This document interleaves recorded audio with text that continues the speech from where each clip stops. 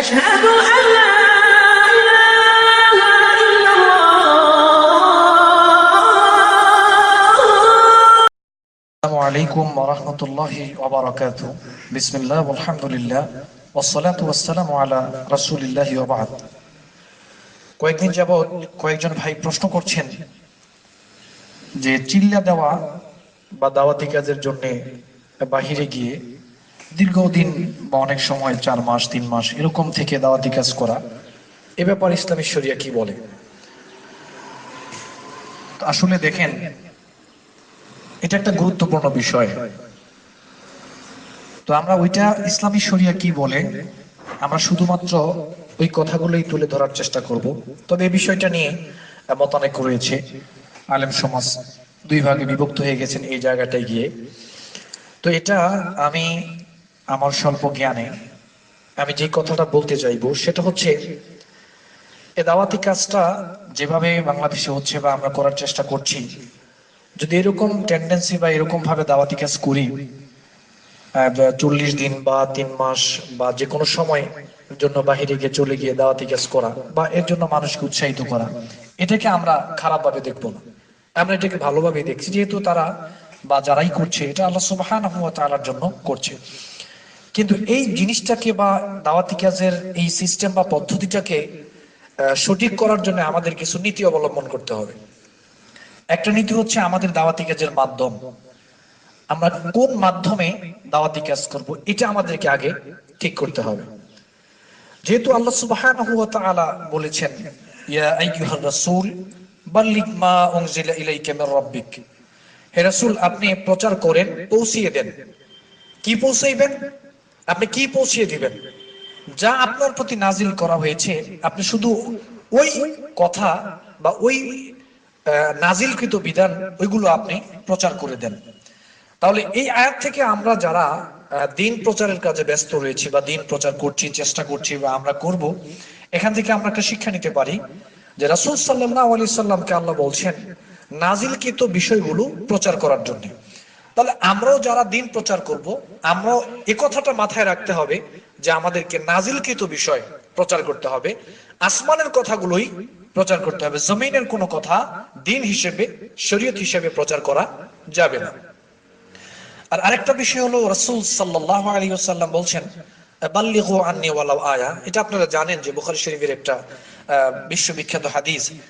আল্লাহ নবী বলছেন যে আমার পক্ষ থেকে যদি তোমার একটা কথাও জানা থাকে ওইটা তোমরা প্রচার করে দাও। তো এখান থেকে আমরা মূলনীতিটা শিখবো যে আমাদের প্রচারের মাধ্যমটা কি হবে।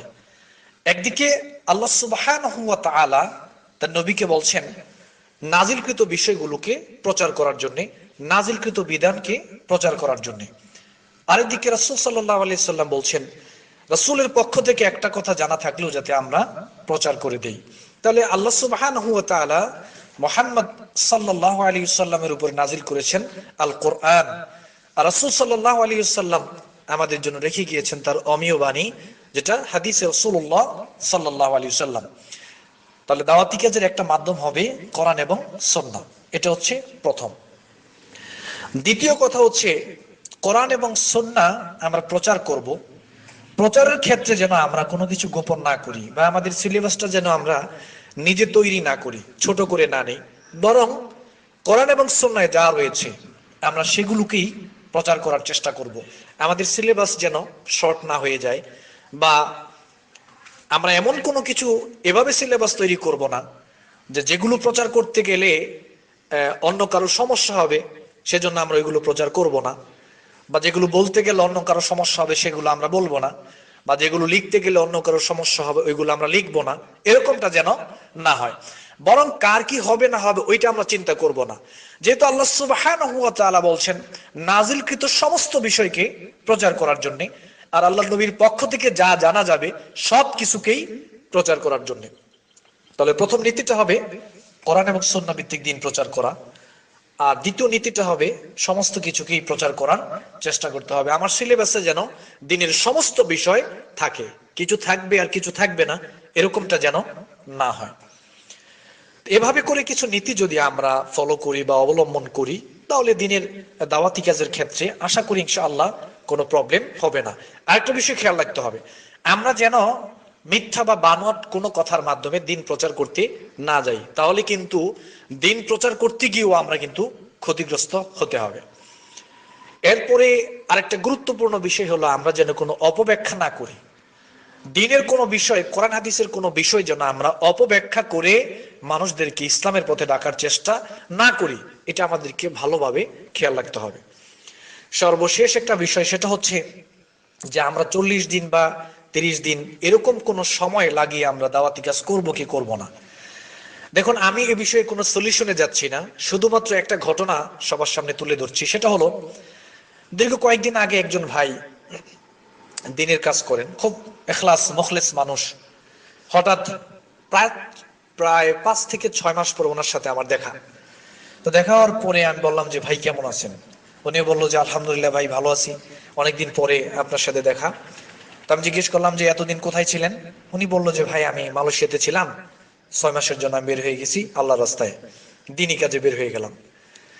তো আমি ওনাকে বললাম যে ভাই আপনি যদি কিছু মনে না করেন আমি আপনাকে একটা কথা বলি।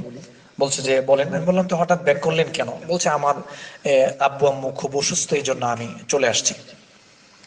তা আমি ওনাকে বললাম যে ভাই দেখেন, আমি আপনাকে দুই একটা কথা বলি, ফ্রেন্ড হিসেবে আপনি কিছু মনে নিয়েন না। উনি বললো যে ঠিক আছে বলেন।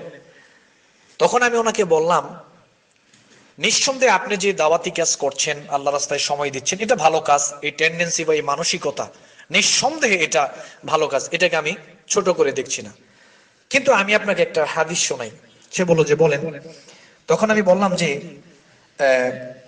সেখানে বুখারী এবং মুসলিম শরীফের একটা হাদিস ওনার সামনে আমি তুলে ধরলাম। আব্দুল্লাহ ইবনে আমর রাদিয়াল্লাহু তাআলা থেকে বর্ণিত। তিনি বলেন যে এক ব্যক্তি রাসূল সাল্লাল্লাহু আলাইহি ওয়াসাল্লামের কাছে এসে বলল, আকবালা রাজুলুন ইলা নবী সাল্লাল্লাহু আলাইহি ওয়াসাল্লাম ফাকালা উবাইউকা আলাল হিজরাতি ওয়াল জিহাদি আবতাকিল আজরা মিনাল্লাহি তাআলা। এক ব্যক্তি আল্লাহ রাসূল সাল্লাল্লাহু আলাইহি ওয়াসাল্লামের কাছে এসে বলল, হে আল্লাহ রাসূল, আমি আপনার কাছে জিহাদ ও হিজরত করার বায়াত করতে চাই, এবং এই বায়াতের মাধ্যমে আমি আল্লাহ সুবহানাহু ওয়া তাআলার কাছে প্রতিদানের আশা রাখি। তখন রাসূল সাল্লাল্লাহু আলাইহি সাল্লাম তাকে জিজ্ঞেস করলেন বা বললেন যে ফাহাল্লাকা মিন ওয়ালিদাইকা আহাদুন মিন হাইয়ুন, ফাহাল্লাকা মিন ওয়ালিদাইকা আহাদুন হাইয়ুন, তোমার পিতা মাতা তারা কি কেউ জীবিত রয়েছে বা তারা জীবিত আছে? তখন সে বলল নাম বাল কিলাহুমা, বরং তারা উভয়ই জীবিত রয়েছে। আল্লাহ নবী তাকে কি জিজ্ঞেস করলেন? তোমার পিতামাতার মধ্যে কেউ কি জীবিত আছে? সে বলল যে হ্যাঁ, বরং তারা উভয়ই জীবিত আছে। তখন রাসূল সাল্লাল্লাহু আলাইহি সাল্লাম তাকে আবার জিজ্ঞেস করলেন, ফাতাবতাকিল আজরা মিনাল্লাহি তাআলা, এরপরেও তুমি কি আল্লাহর কাছে প্রতিদান আশা করো? তখন লোকটি জবাব দিল যে নাম, হে আল্লাহ রাসূল, আমি এরপরেও জিহাদ এবং হিজরতের মাধ্যমে যেতে চাই, আমি এর দ্বারা আল্লাহর কাছে প্রতিদান আশা করি।